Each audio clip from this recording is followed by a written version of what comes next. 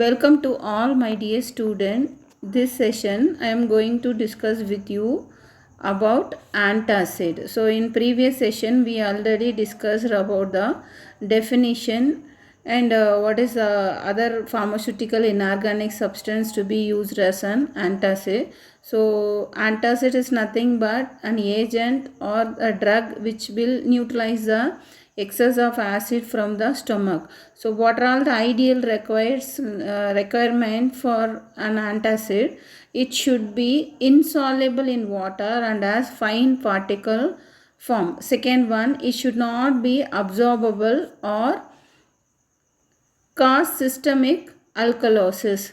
Third one, it should be able to exert its effect gradually and over a long period of time. That means it should be able to exert its effect gradually and over a long period of time.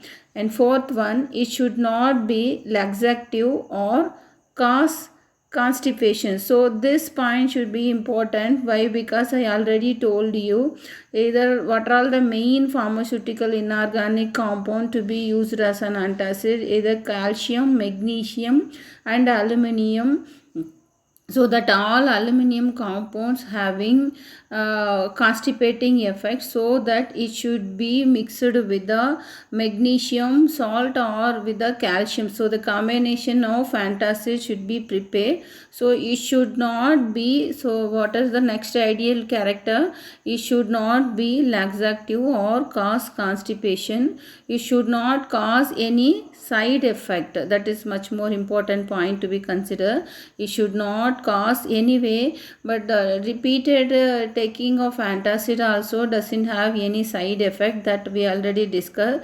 But anyway, it should not cause any side effect and it should be stable and readily available. And next one, the reaction between antacid and gastric hydrochloric acid. So already hydrochloric acid present in our stomach. So the reaction between antacid after we are taking as orally, so that the reaction between antacid and gastric hydrochloric acid should not produce large volume of the gas. Okay. Next one, the antacid should buffer.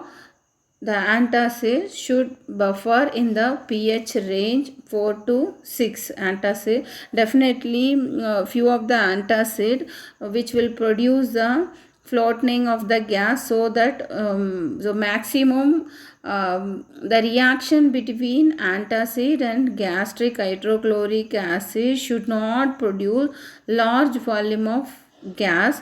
Next, that antacid should probably inhibit pepsin and proteolytic enzymes. So these are the enzymes responsible for the digestion process. So already present in the stomach. So suppose if you are taking antacid in the form of formulation, so that should not inhibit the enzyme secretion like pepsin and proteolytic enzyme. So these are the main important point to be considered while preparing of the formulation of antacid. Thank you.